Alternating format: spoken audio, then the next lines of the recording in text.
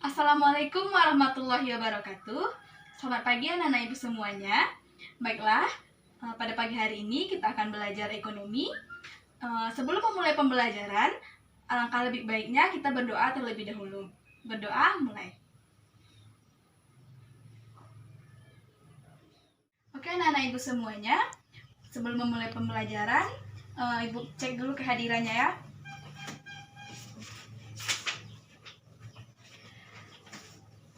Adrian Maulana hadir. Ahmad Fauzan, Akbar Muharram Putra, Aldi Febri Jasfari, Aldo Ilvan, Amelia Oktaviani, Anissa Maharani. Oke, selanjutnya Anissa Oktiambri, Atika Syada, Alfa Melia Mareta. Alfa nggak ada ya? Alfa, oh sakit. Selanjutnya Aziza Mila, Husnatul Ulia, Ilham Azani, Luciana. Oke anak ibu semuanya, berarti yang tidak hadir hanya Alfa Melia Mareta.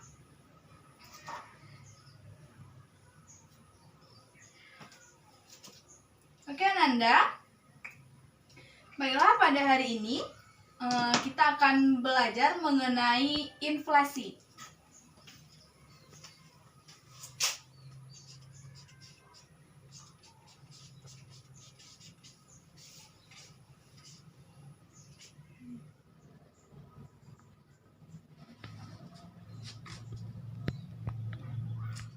Baiklah Anda Ibu semuanya, sebelum kita belajar mengenai inflasi, apakah Ananda ingat materi kita pada minggu lalu? Ya, betul sekali Ananda. Minggu lalu kita telah belajar mengenai indeks harga. Sekarang pertanyaan Ibu, apakah menurut Ananda hubungan indeks harga dengan inflasi? Ayo, siapa yang bisa menjelaskan? Ananda boleh tunjuk tangan. Oke, baiklah. Coba Husnatul Ulia. Ya, betul sekali yang dikatakan oleh Husnatul Ulia. Jadi intinya Ananda Ibu semuanya, indeks harga itu akan kita gunakan untuk mengukur inflasi. Baiklah, sebelum Ibu menerangkan materi inflasi ini, Ibu ada sebuah video. Silakan Ananda semua simak videonya baik-baik. Pernah gak sih kamu ngerasa, kok makin lama harga barang makin naik ya? Ingat zaman SD dulu nggak? Berapa sih harga bakso di mas-mas pinggir jalan? Paling cuma Rp5.000 atau bahkan lebih murah lagi. Di tahun 2020 ini, harga bakso tuh bisa sampai Rp10.000. Bahkan kalau di Jakarta tuh bisa Rp15.000 sampai Rp20.000-an. Ongkos angkot ke sekolahku dulu nih cuma Rp1.000. Sekarang udah Rp3.500. Nah, faktanya harga barang dan jasa emang makin lama makin naik.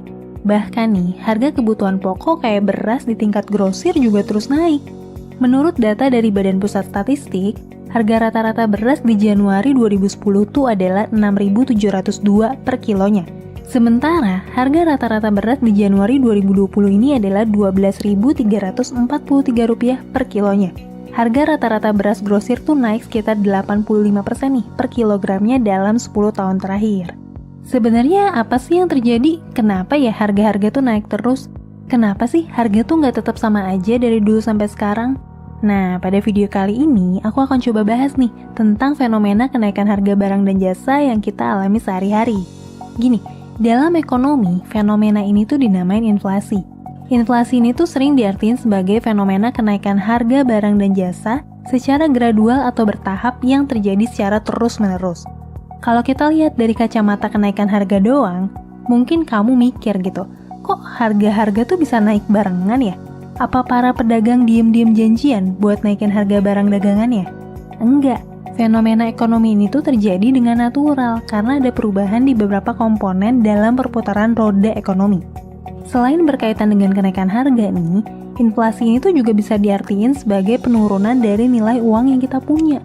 Simpelnya nih, barang atau jasa yang bisa kita beli dengan uang 100.000 di tahun 2010 itu tuh nggak sama dengan apa yang bisa kita dapetin dengan jumlah uang yang sama di tahun 2020. Oh iya, inflasi ini tuh juga biasanya diimbangi dengan kenaikan upah atau gaji karyawan setiap tahunnya. Misalnya nih, upah minimum di Jakarta tahun 2010 tuh cuma 1.100.000-an. 10 tahun kemudian di tahun 2020, upah minimum di Jakarta tuh udah naik sampai 4,2 juta per bulannya. Nah, banyak orang yang salah mengartikan nih bahwa kenaikan harga barang setiap tahun ini adalah cermin dari ekonomi yang buruk. Padahal sebetulnya nggak juga. Dalam konteks inflasi ini, gak cuma Indonesia doang yang mengalami inflasi. Negara-negara lainnya juga ngalamin inflasi, dan bisa dibilang fenomena inflasi ini tuh wajar dan umum terjadi. Bahkan nih, di negara-negara yang dianggap paling maju dari segi ekonominya, misalnya Jerman, Amerika, Jepang, Singapura, dan lain-lain juga mengalami inflasi. Inflasi ini tuh biasanya dinyatain dalam bentuk persentase. Di Indonesia sendiri, data inflasi ini tuh dirilis oleh Badan Pusat Statistik atau BPS. Jadi BPS tuh bakalan memonitor pergerakan harga barang dan jasa setiap bulannya. Yang dimonitor tuh macam-macam ya.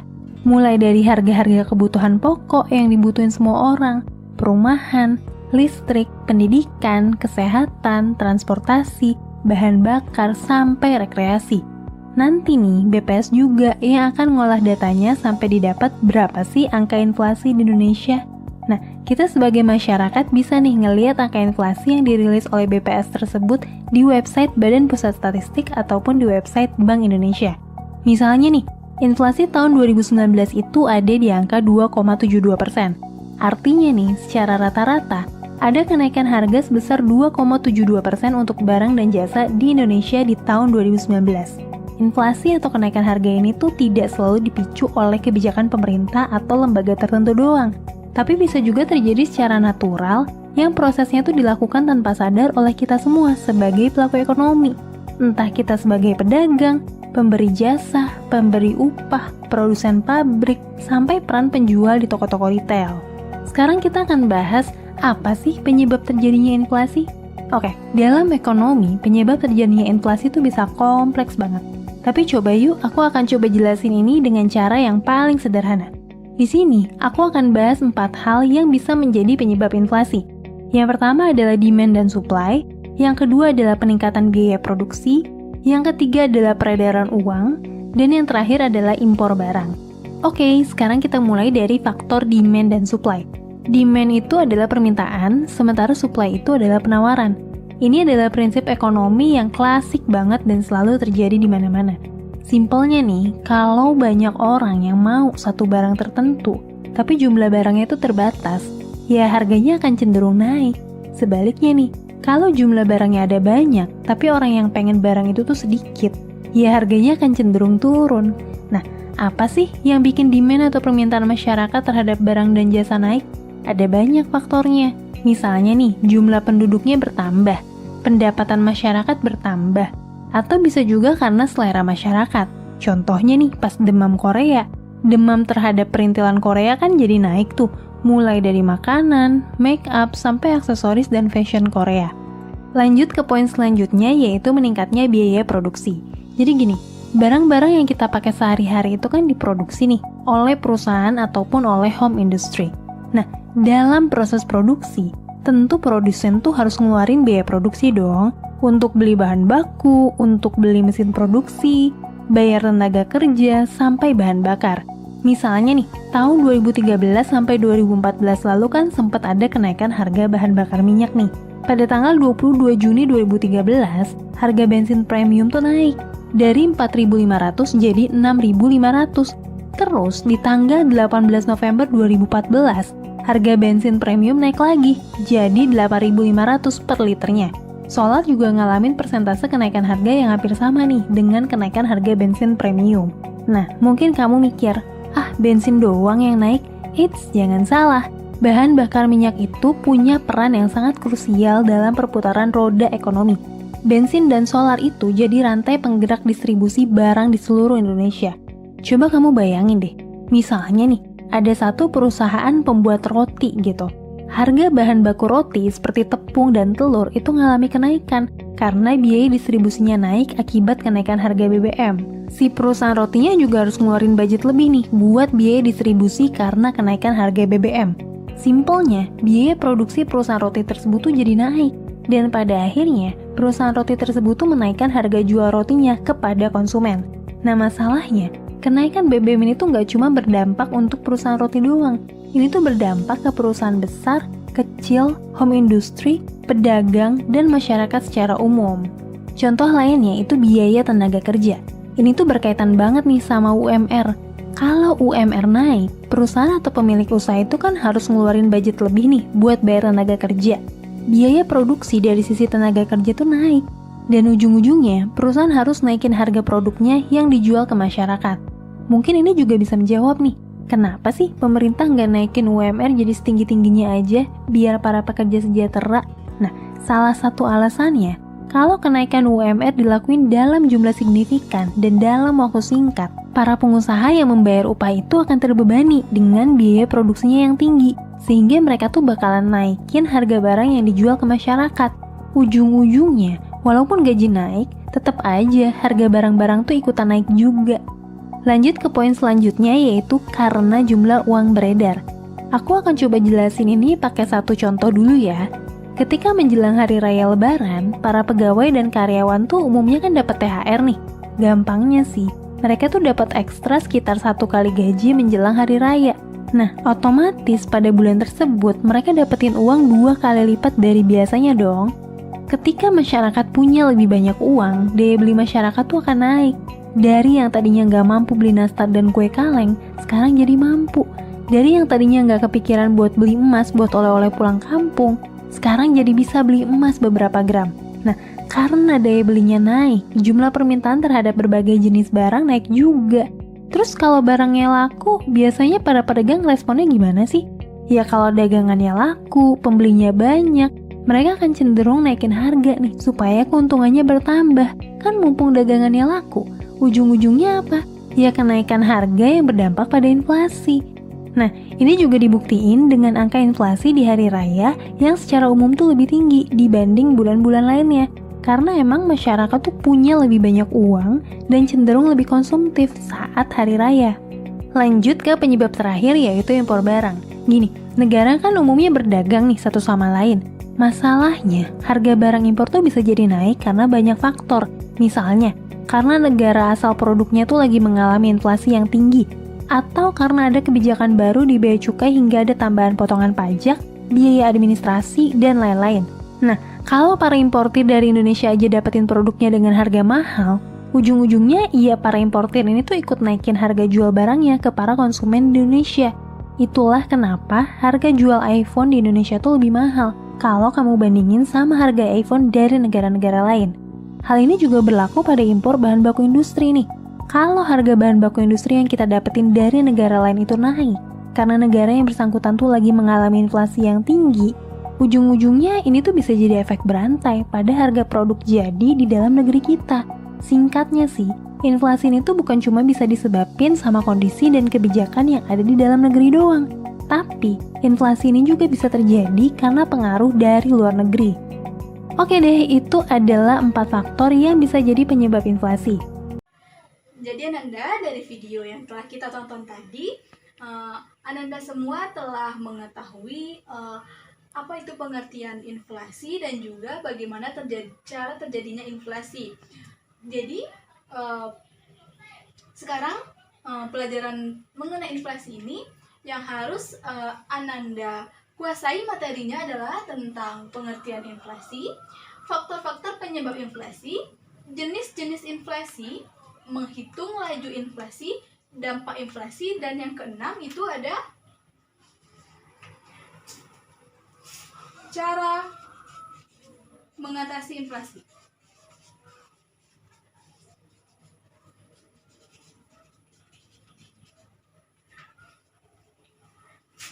Jadi tadi pengertian inflasi, udah, dan faktor-faktor penyebabnya juga sudah dijelaskan dalam video.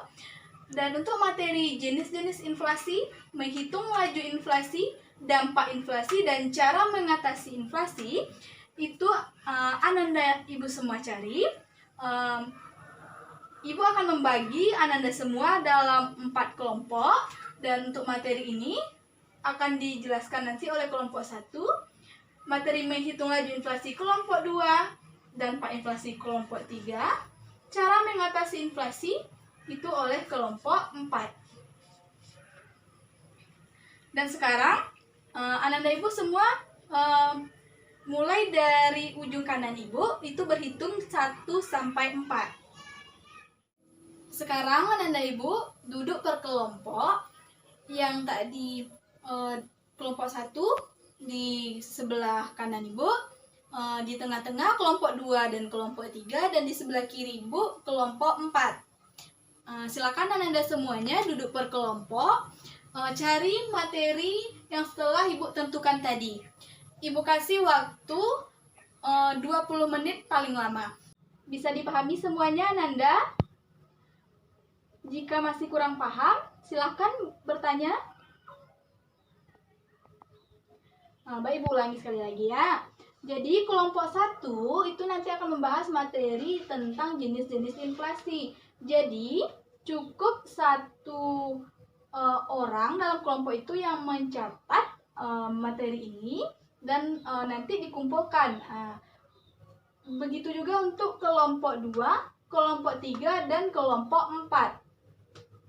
Sudah bisa dipahami Ananda?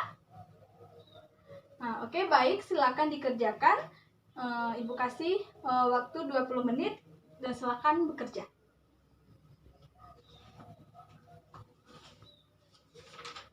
Oke Anda semuanya, waktunya telah habis.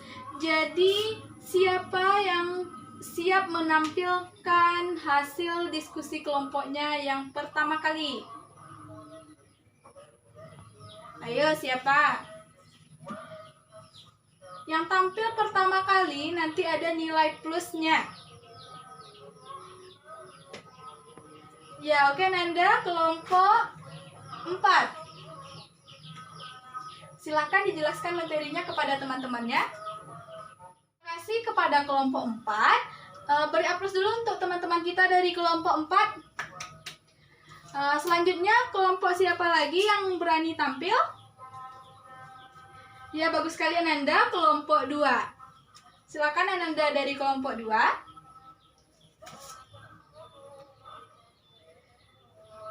Oke Ananda, terima kasih untuk kelompok 2. Selanjutnya, Ibu yang akan menunjuk lagi ya. Kelompok 1, kepada Ananda kelompok 1, silakan tampil.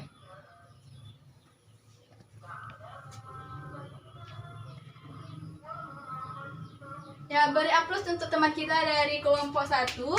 Dan kelompok terakhir itu kelompok 3. Terima kasih kepada kelompok 3. Beri aplaus untuk kelompok 3. Oke, Nanda Ibu semuanya, hari ini kita telah mempelajari pengertian inflasi, faktor-faktor penyebab inflasi, jenis-jenis inflasi, menghitung laju inflasi, dampak inflasi, dan cara mengatasi inflasi. Nah, seperti yang Anda Ibu lihat, Ibu sekarang membawa satu media pembelajaran. Di sini media pembelajarannya itu adalah berbentuk permainan roda pintar. Jadi, nanti Anda Ibu semuanya itu per kelompoknya akan dapat jatah memutar roda ini. Jadi, satu kelompok itu wajib memutar roda dan menjawab pertanyaan. Cara bermainnya seperti ini Ananda. Contohnya yang tampil pertama kali itu kelompok 3. Perwakilan dari kelompok 3 akan memutar roda pintar dan setelah diputar, misalkan roda pintar ini berhenti di angka 5. Berarti kelompok 3 akan menjawab pertanyaan yang ada di kotak nomor 5. Begitu peraturan untuk kelompok-kelompok yang lainnya. Dan satu lagi, untuk teman yang tampil tadi itu harus mampu sendiri menjawab pertanyaan yang ada di dalam kotak. Jika tidak mampu, boleh Ananda bertanya kepada teman kelompoknya, akan tetapi nilainya akan Ibu kurangi karena Ananda dituntut harus mampu, harus bisa menjawab sendiri pertanyaan yang ada di kotak-kotak yang telah Ibu sediakan ini. Oke, Ananda semuanya bisa dipahami penjelasan dari Ibu? Oke, baiklah. Akan kita coba mulai bermain. Jadi, sekarang Ibu yang akan menunjuk kelompok mana yang akan tampil terlebih dahulu. Untuk kelompok yang akan tampil pertama kali adalah kelompok 2. Kepada kelompok 2, silakan tunjuk perwakilan kelompoknya. Oke, sini Nanda. Silakan diputar roda pintarnya.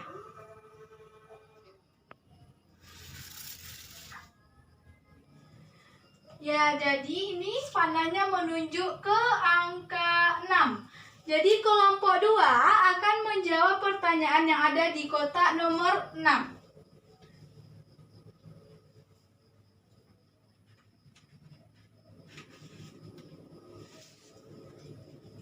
Untuk kelompok 2, pertanyaannya adalah sebutkan jenis inflasi berdasarkan tingkat keparahannya. Oke, Nanda perwakilan kelompok 2, silakan dijawab. Ya, betul sekali. Jadi, Nanda semuanya, berdasarkan tingkat keparahannya, inflasi terbagi 4. Jadi, ada inflasi ringan, ada inflasi sedang, ada inflasi berat, dan inflasi tidak terkendali. Inflasi tidak terkendali ini untuk Ananda ketahui 2 tahun belakangan ini, yaitu tahun 2018, itu terjadi di negara Venezuela. Ananda Ibu tahu semua berita tentang itu? Jika tidak, coba Ananda lihat itu di negara Venezuela pada tahun 2018 terjadi hyperinflasi atau inflasi tidak terkendali, dan negara itu sangat memprihatinkan sekali. Padahal dulunya Venezuela itu adalah salah satu negara penghasil minyak terbanyak di dunia dan cukup memiliki penghasilan yang tinggi. Oke, itu sedikit penjelasan tambahan dari Ibu. Selanjutnya untuk kelompok yang akan tampil adalah kelompok 1. Kepada kelompok 1, silakan tunjuk perwakilannya dan maju ke depan.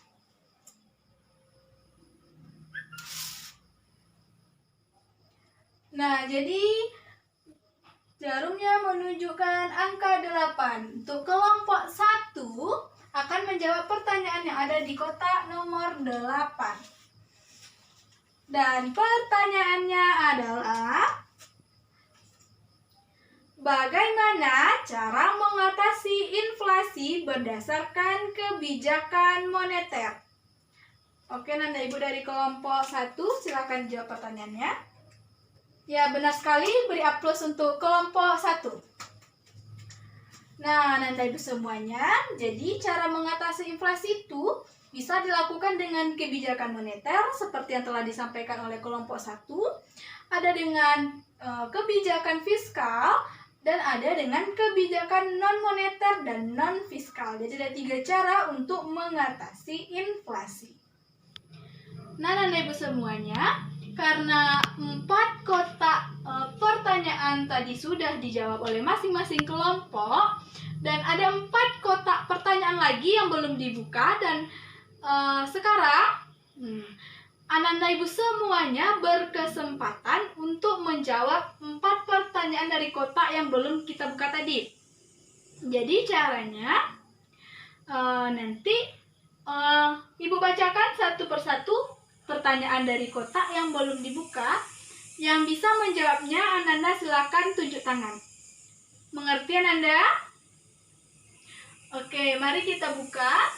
Yang pertama itu kotak nomor 7.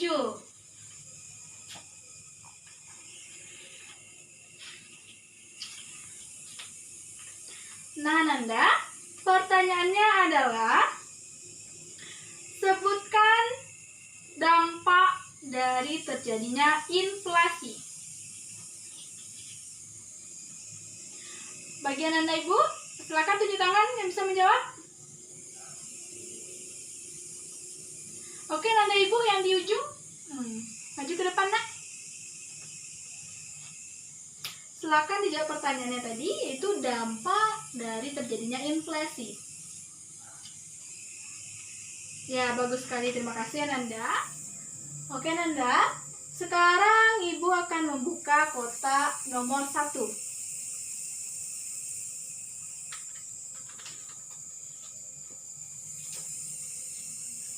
Nah Nanda, pertanyaannya adalah sebutkan negara yang pernah mengalami hyperinflasi.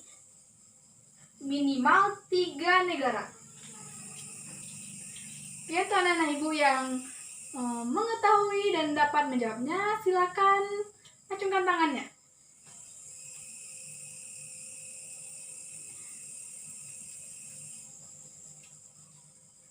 Nampaknya Ananda Ibu lupa dengan apa yang Ibu sampaikan. Tadi Ibu udah ada menjelaskan 1 negara. Coba cari 2 negara lagi yang pernah mengalami hyperinflasi.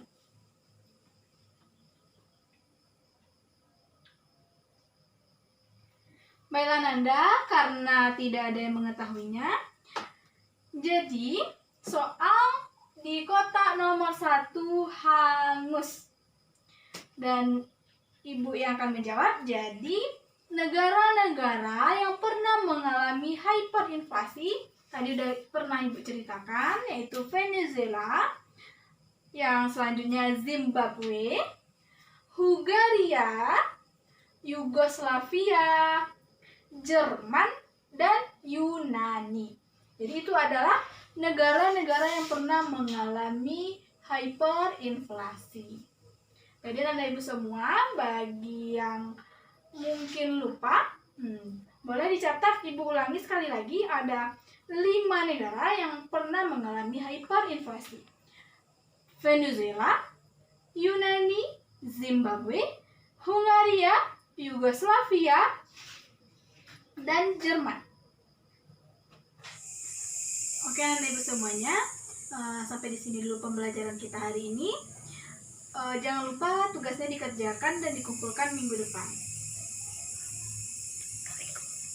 Assalamualaikum warahmatullahi wabarakatuh.